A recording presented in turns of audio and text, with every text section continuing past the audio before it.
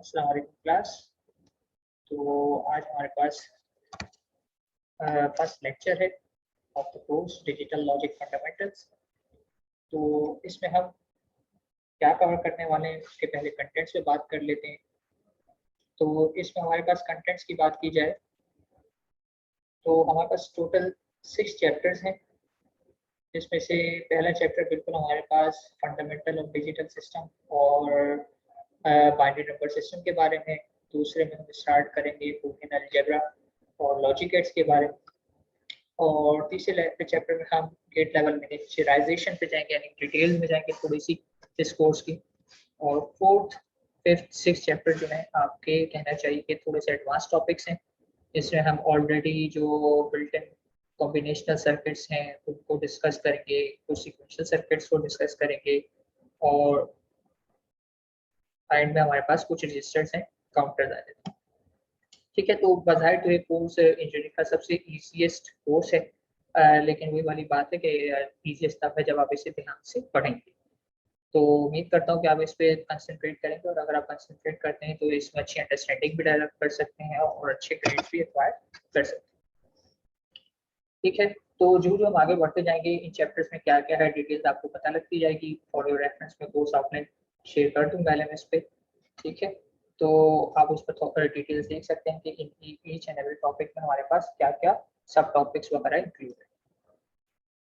तो without further due हम start कर लेते हैं। आज चैप्टर 1 है हमारे पास, और चैप्टर 1 में हमारे पास है डिजिटल सिस्टम है, और इसमें हम कुछ नंबर सिस्टम से रिलेटेड टॉपिक भी डिस्कस करें।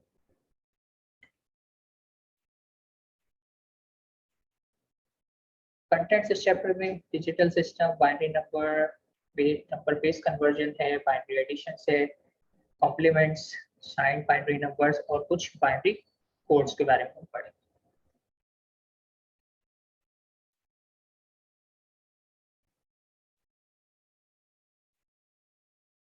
अच्छा, बिफोर गोइंग एनी फर्दर, हमारे कोर्स का टॉपिक टाइटल है डिजिटल लॉजिक फंडामेंटल। ठीक है, डिजिटल पहला वर्ड है, लॉजिक का समझते हैं कोई ना कोई लॉजिक इम्प्लीमेंटेशन, और फंडामेंटल्स मतलब बेसिक्स पर। लेकिन ये जो पहला वर्ड है डिजिटल, पहले हम इस पे एम्फेसाइज कर लेते हैं और देखते हैं कि एक्चुअली डिजिटल कहाँ है। तो डिजिटल की जब भी बात की जाती है तो इसके काउंटर आर्गुमेंट में जो सिस्टम्स होते हैं वो होते हैं एनालॉग सिस्टम्स। तो digital system versus analog system मैंने यहाँ पे बात की है। तो मैं यहाँ डेफिनेशन बाय डेफिनेशन अगर बात करता हूँ तो कहा जा रहा है कि एनालॉग सिस्टम्स जो है वो प्रोपोर्शनल क्वांटिटीज पर डिपेंड करते हैं, या रिप्रेजेंट किया जाता है प्रोपोर्शनल क्वांटिटी से, लाइक वोल्टेज, करंट, टॉर्क। जबकि डिजिटल सिस्टम जो है नॉन प्रोपोर्शनल होते हैं, यानी कि इन चीजों पर डिपेंड नहीं करते, represented by quantities that are non proportional but by symbols called digits. ठीक है, अभी प्रोपोर्शनैलिटी की बात आपको और क्लियर हो जाएगी जब मैं आपके सामने एग्जांपल लाऊंगा। तो डेफिनेशन तो ये है कि एनालॉग सिस्टम किसी न किसी चीज पर डायरेक्टली डिपेंडेंट होते हैं, प्रोपोर्शनल होते हैं, यानी कि किसी चीज में चेंज से उसके आउट एनालॉग सिस्टम में चेंज आ जाता है, जबकि डिजिटल सिस्टम में ऐसा नहीं है। तो इस बात को और क्लैरिफाई करने के लिए हम ये कुछ एग्जांपल्स देखें। एनालॉग सिस्टम के एग्जांपल की अगर बात की जाए तो एक सबसे सिंपल एग्जांपल है आपका मरकरी वाला थर्मामीटर, जिसमें मरकरी होती है। आप उस पर टेम्परेचर अप्लाई करते जाते हैं तो मरकरी का लेवल रेज होता जाता है। ठीक है, तो इसमें प्रोपोर्शनैलिटी आ गई, टेम्परेचर चेंज होगा तो मरकरी का लेवल रेज होगा, टेम्परेचर कम होगा तो मरकरी का लेवल डाउन होगा। इसके बरक्स अगर आप देखें तो डिजिटल थर्मोमीटर भी होते हैं। तो डिजिटल थर्मोमीटर में तो आपको नंबर दिखाई दे रहे होते हैं, और उसमें कोई प्रोपोर्शनैलिटी भी आप आइडेंटिफाई नहीं कर पा रहे, वो एक चीज होती है। अगर आजकल जो डिजिटल थर्मोमीटर यूज है उसकी बात की जाए तो वो सिर्फ आपको स्कैन करते हैं, एक लेजर आएगी और उससे आपको टेम्परेचर मिल जाता है। तो यहाँ पे एज सच कोई डायरेक्टली प्रोपोर्शनल चीज इन्वॉल्व नहीं। सेकंड एग्जांपल की अगर बात करें यहाँ पर तो हमारे पास बाइनॉरल रिकॉर्ड्स। बाइनॉरल रिकॉर्ड्स अब आई एम नॉट श्योर कि आपकी जनरेशन में देखें नहीं देखें। बाइनॉरल रिकॉर्ड्स का मतलब वो है, अगर मैं आपको एग्जांपल दूँ, जो ऑडियो कैसेट्स होती थी, वीडियो कैसेट्स होती थी, ठीक है, जिसमें आप ऑडियो का मतलब आप ऑडियो रिकॉर्ड करते थे, वीडियो में हो सकता है मूवीज वगैरह रिकॉर्ड, तो वो प्रोपोर्शनल होती थी।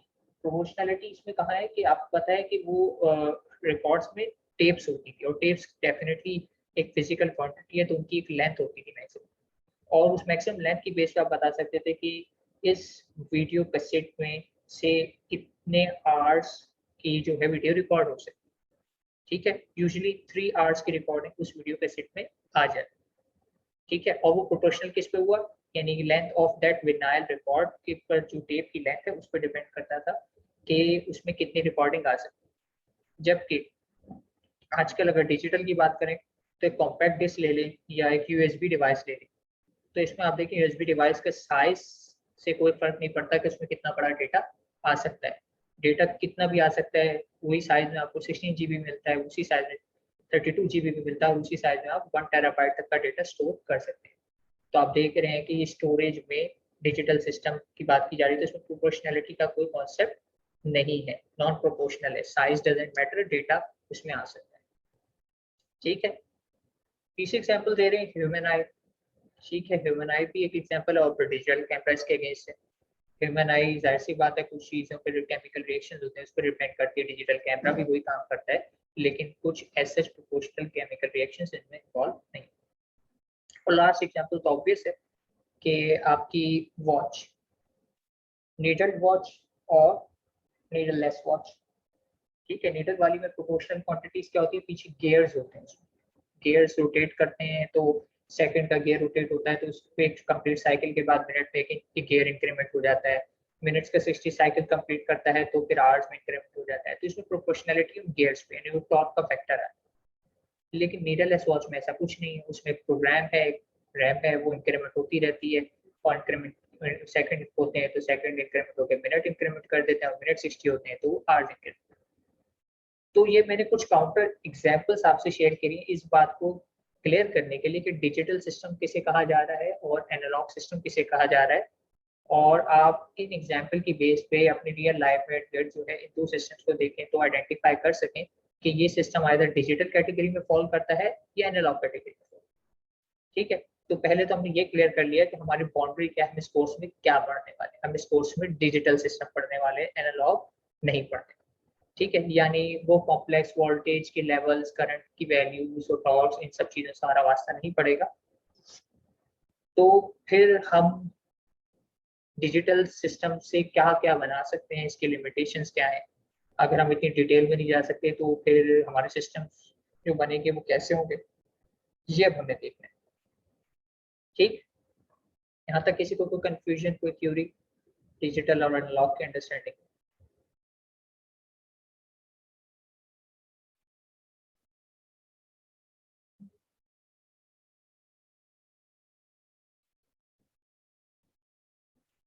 ठीक है, तो आगे बढ़ते हैं।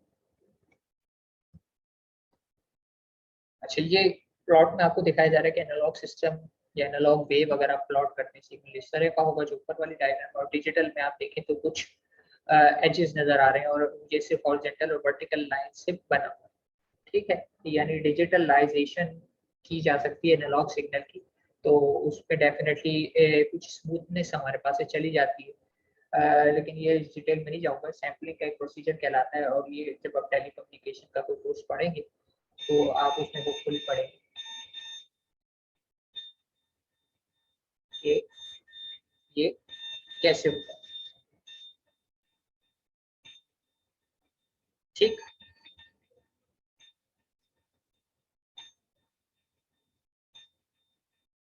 ठीक है, तो ये हो गया एनालॉग एंड डिजिटल सिस्टम। अब चूंकि हमारा कोर्स है डिजिटल से रिलेटेड तो मैं एम्फसाइज करूंगा डिजिटल के कुछ एडवांटेजेस, ताकि आप लोग ये बात हजम कर सकें कि डिजिटल ही क्यों पढ़ रहे हैं। ठीक है, तो पहला सिस्टम कह रहे हैं, पहला पॉइंट जो एडवांटेज कह रहे हैं, digital system are easier to design. क्यों? क्योंकि exact value of voltage, voltage तो इधर भी होंगे लेकिन उनकी एग्जैक्ट वैल्यूज हमारे लिए इंपॉर्टेंट नहीं है। ठीक है, हम रेंज पे बात करेंगे, इसे हम कहते हैं डिजिटल में, अगर मैं पहले से बता देता हूँ, डील करते हैं जीरो एंगल से। ठीक है, हाई या लो से। तो अगर से मैं कह रहा हूँ कि मेरा वोल्टेज, मेरा जो वोल्टेज है से वो है 4.1 से लेकर 5 तक का वोल्टेज है, तो इस रेंज को मैं कह रहा हूँ कि मेरी डिवाइस जो है वो 1 कंसिडर करेगी, हाई कंसिडर करेगी। और जो 0.7 से लेकर 1.7 तक का वोल्टेज है या 1.7 से बिलो जितना भी वोल्टेज है सबको लो कर सकते हैं। तो अगर मैं इतने सारे वोल्टेजेस जो बीच में आ सकते हैं कोई भी पॉसिबल वैल्यूज उनको सिर्फ 2 लेबल दे सकूं, हाई है या लो है, और इसके अलावा कुछ भी हो रेंज में मैं उसको इग्नोर करूँ, तो इससे मेरा काम काफी सिंप्लीफाई हो जाता है। तो सिस्टम डिजाइन ही मेरे लिए सिंप्लीफाई हो जाता है, क्योंकि एग्जैक्ट वैल्यूज मेरी कंसर्न नहीं है, मुझे सिर्फ 2 वैल्यूज का ध्यान रखना है, हाई आएगा या लो आएगा। ये मेरा डिजिटल सिस्टम पर है, तो वो रेंज के बेस पे इसको हाई या लो बताते हुए आगे बढ़ जाए। ठीक है, तो आसान क्यों होता है, क्योंकि एग्जैक्ट वैल्यूज मेरी कंसर्न नहीं है, मैं रेंजेस पे काम करता हूँ। इस पे भी मैं आगे एक और स्लाइड पे बात करूँगा, एक डायग्राम से आपको बात क्लियर। इंफॉर्मेशन स्टोरेज इज, ठीक है, इसका जवाब ऑब्वियस है, एक यूएसबी डिवाइस और मैग्नेटिक टेप की जो भी मैंने एग्जांपल दी आपको, तो वो कि आप साइज देख लें यूएसबी का कितना सा और उसमें आप कितना कुछ स्टोर कर सकते हैं, और एक मैग्नेटिक टेप का साइज क्या होता है, आप उसमें क्या स्टोर कर सकते हैं। तो ओनली 2 डिस्क्रीट वैल्यूज है हमारे पास, जीरोस एंड वंस, तो स्टोर करना इसीलिए भी हमारे लिए डिजिटल सिस्टम का आसान है। Accuracy and precision are greater. अच्छा, ये ग्रेटर क्यों है? ग्रेटर इस तरह से है कि अगर वैसे बात की जाए डिजिटल सिस्टम में, तो अभी मैंने थोड़ी देर पहले आपको एक सैम्पलिंग वेव दिखाई, तो उसमें तो स्मूथ एजेस मिस हो रहे थे, यानी एग्जैक्ट डिटेल नहीं आ रही। लेकिन ऐसा नहीं है कि मेरी एक्यूरेसी कम हो जाए। अगर मुझे मोर एक्यूरेट रिजल्ट चाहिए तो अपना सैम्पलिंग रेट बढ़ा दूंगा, यानी वो जो डॉट्स हैं उनको क्लोज क्लोज कर, तो मेरी पिक्चर ऑटोमेटिकली स्मूथ हो जाए। तो इट डिपेंड्स कि मैं मेमोरी बढ़ाता जाऊँ, अपनी स्टोरेज को बढ़ाता जाऊँगा, तो मेरा system more and more accurate होता जाएगा। ठीक है, यानी मैंने मेमोरी में अभी अगर 2 डेसिमल प्लेसेस तक रिजल्ट स्टोर हो रहे हैं, अगर मैं मेमोरी बढ़ा देता हूँ तो 4 डेसिमल तक स्टोर हो जाएंगे, और बढ़ा दूंगा तो 8 डेसिमल प्लेस हो जाएंगे। तो जितने ज्यादा प्रिसाइज एंड एक्यूरेट मुझे रिजल्ट चाहिए, मुझे सिर्फ मेमोरी का इजाफा करना है, मेरा सिस्टम एक्यूरेट होता जाएगा। तो ये भी डिजिटल का एक एडवांटेज है। Digital circuit are less affected by noise. ठीक है, ये वही वाली बात है, क्योंकि एग्जैक्ट वैल्यू से हमारी कंसर्न होती नहीं है, तो उसमें प्लस माइनस 0.5 या कुछ प्लस माइनस 1 वैल्यू वोल्टेज का डिफरेंस भी आ जाए तो फर्क नहीं पड़ता, पॉइंट प्लस माइनस। ठीक है, क्योंकि मैं तो रेंज पे काम कर रहा हूँ, तो मुझे तो हायर लेवल पे एब्स्ट्रैक्शन लेवल पे पता ही नहीं लगेगा कि नॉइस आई थी, वो नॉइस ऑटोमेटिकली कैंसिल आउट हो जाए, तो नॉइस से अफेक्ट नहीं होता। और एक और एडवांटेज यही है कि वो digital circuitry can be fabricated on IC chip. ठीक है, तो इसकी एग्जांपल मैंने दी है, लेकिन आई एम नॉट श्योर आपने फर्स्ट जनरेशन मोबाइल फोन देखे नहीं देखे, तो थर्ड और फोर्थ जनरेशन भी आ गए। लेकिन first generation mobile phone comparatively बड़े होते थे, उसमें बड़ा सा एंटीना होता था और अच्छे खासे बड़े, यानी कि आपके शू साइज के होते थे। जबकि आप second generation, third, fourth generation के मोबाइल फोन देखें तो वो काफी स्मॉलर इन साइज। तो फर्क यही था कि फर्स्ट जनरेशन के फोन जो थे, मोबाइल फोन थे, वो एनालॉग होते थे, सेकंड जनरेशन से डिजिटल मोबाइल फोन आना शुरू हुए। क्यों स्मॉल होते हैं, रीजन बताया हुआ है कि उसमें कैपेसिटर और इंडक्टर इन्वॉल्व नहीं होते डिजिटल सर्किट में, तो इसलिए उनकी फैब्रिकेशन ज्यादा हो सकती है एक आईसी पे, तो ज्यादा सर्किट फैब्रिकेट हो सकता है स्मॉलर एरिया में। इस वजह से आप कह सकते हैं कि मिनिचराइजेशन भी होती जा रही है, छोटी से छोटी चीजें होती जा रही है, इसलिए कि वो डिजिटल है। एनालॉग अभी भी कुछ हद तक छोटा होता है, उससे ज्यादा छोटा नहीं हो सकता। और सबसे इम्पोर्टेंट एडवांटेज जो है वो है ऑपरेशन कैन बी प्रोग्राम। तो इससे क्या फायदा है? इससे फायदा है अपग्रेडिंग आपकी आसान। इसकी मिसाल ऐसे देता हूँ कि आपने का एक पीसी है, आपके पीसी पे आपने से विंडोज 7 इंस्टॉल कर रखी थी। अब आपको पता लगा मार्केट में नया ऑपरेटिंग सिस्टम आया है, विंडोज 10 आप इंस्टॉल करना चाहते हैं, तो आप सिर्फ क्या करेंगे, उस अपने कंप्यूटर में मौजूद सॉफ्टवेयर प्रोग्राम को चेंज कर देंगे, नया ऑपरेटिंग सिस्टम लोड कर देंगे, तो आपका सिस्टम अपग्रेड हो जाएगा। आपका सिस्टम और थोड़ा एफिशिएंट हो सकता है रिसोर्सेज को यूटिलाइज करने में। हो सकता है कि विंडोज 7 जो थी आपके हार्डवेयर तो कैपेबल था, उसको यूटिलाइज नहीं कर पा रही थी, तो आपने अपना सॉफ्टवेयर भी अब हार्डवेयर के लिहाज से कैपेबल कर दिया, तो आपका सिस्टम अपग्रेड। तो बिल्कुल इसी तरीके से डिजिटल सिस्टम को प्रोग्राम किया जा सकता है, तो इसमें आपको मैनुअली जाके हार्डवेयर को ट्विक करने की जरूरत नहीं है। इसके बरक्स हार्डवेयर सिस्टम को अगर अपडेट करना हो तो आपको जाके आईसी को सोल्ड डिसोल्ड और ये सब चीजें करनी पड़ती हैं एनालॉग सिस्टम। जबकि डिजिटल सिस्टम में क्या है, सिर्फ आप उसका सॉफ्टवेयर या प्रोग्राम बदल दें, आपको सिस्टम अपग्रेड। ठीक है, तो ये कुछ एडवांटेजेस हैं जो मैं एम्फसाइज कर रहा हूँ फॉर डिजिटल सिस्टम। ठीक है, यहाँ तक किसी को कोई क्यूरी, कोई कंफ्यूजन हो तो पूछ सकते हैं।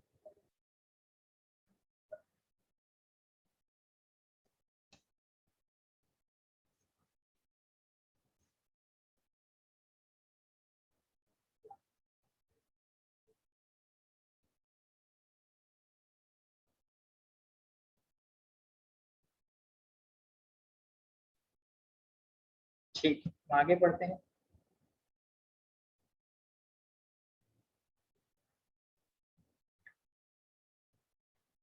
अच्छा, ये है वो डायग्राम जो मैं आपको बता रहा था कि हम एग्जैक्ट वोल्टेज लेवल को नहीं लेते। ठीक है, यहाँ पर थोड़ा सा मैं नोटेशन से बता देता हूँ। देखिए, ये है वोल्टेज की रेंज 0.0 से लेकर ये 1.0 दिया। लेकिन अगर ये वाली हिस्सा देखिए इनपुट वाला, तो इसमें क्या कहा हुआ है, 0.6 से लेकर 1 तक का रीजन है हाई, यानी ये 1। ठीक है, इसको मैं 1 कंसिडर करूंगा। और ये रीजन जो है मैं इसको डिजिटल का 1 कहूंगा, और इस रीजन को मैं डिजिटल का 0। और इस रीजन में भले से कुछ भी आ जाए वो ऑटोमेटिकली डिस्कार्ड हो जाएगा, वो है मेरे लिए नॉइस। ठीक है, वो मेरे लिए क्या है, नॉइस। तो ये फायदा होता है डिजिटल का कि मैं इसमें सर्टेन वैल्यूज पे नहीं बल्कि रेंज ऑफ वैल्यूज को कंसिडर करता हूँ, 1 या 0। तो अब वोल्टेज 0.6 से लेकर 1.0 तक में कुछ भी आ जाए, फ्लक्चुएशन भी आ जाए, उसमें मैं उसको 1 ही ट्रीट करूंगा डिजिटल। जबकि एनालॉग में इसकी मीनिंग बदल जाते हैं। एनालॉग में ये वोल्टेज चेंज जो अफेक्ट करते हैं, लेकिन डिजिटल में ये चेंज जो है अफेक्ट नहीं करेगा। सिमिलरली 0.0 से लेकर 0.4 तक को ये डिजिटल का 0 कंसिडर करेगा। और इसमें कोई भी फ्लक्चुएशन होती है, 0.1 आए, 0.2 आए, 0.3 आए, 0.33 आए, 0.45 आए, 0.5 नहीं सॉरी 0.35 समथिंग करके आ जाए, तो इसको 0 लेगा। लेकिन 4 और 6 के दरमियान आएगा तो इग्नोर कर। ठीक है, तो जब भी आप आईसी डिजिटल लेते हैं तो उसके साथ एक आती है डेटा शीट, और उस डेटा शीट में ये चीजें मेंशन हुई होती है कि कितना वोल्टेज जो है ये कंसिडर करेगा 1, और कितना वोल्टेज जो है ये 0 की रेंज में कंसिडर करेगा, और किन वैल्यूज को ये नॉइस समझ के इग्नोर करेगा। ठीक हो गया। तो ये चीजें आपके आईसी जो लेते हैं, कोई भी डेटा शीट आईसी लेंगे उसकी डेटा शीट में मेंशन।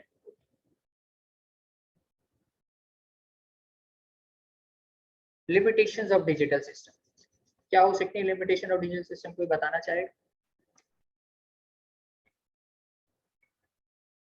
जी नहीं, तो बताना चाहेगा कि डिजिटल सिस्टम की अगर आपने कोई लिमिटेशन एक्सपीरियंस की?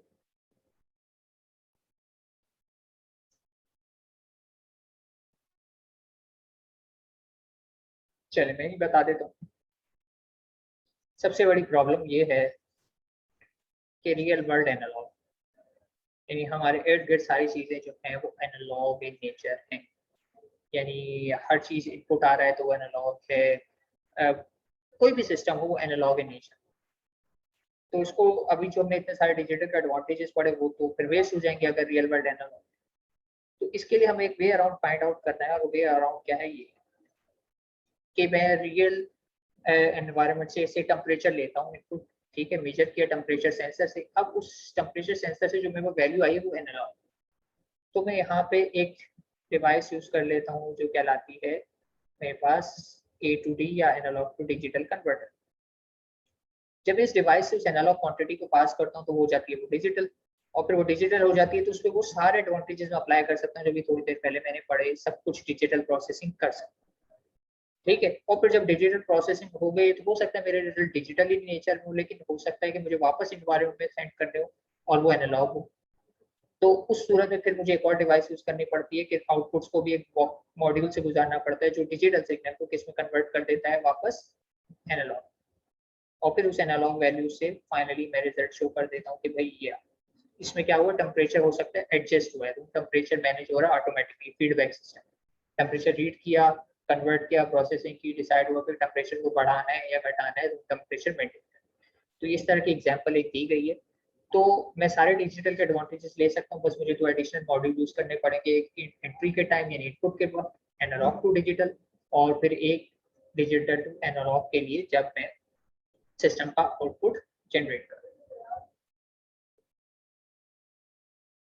ठीक है, यहाँ तक किसी को कंफ्यूजन?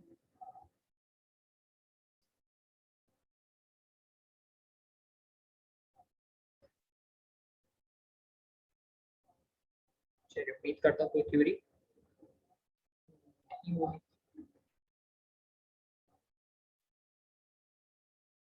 ठीक है, तो लेक्चर 1 तो हमारा यहीं तक था और यहीं कंक्लूड हो गया। तो आपसे मिलता हूँ इन लेक्चर 2। टिल देन, अल्लाह हाफिज।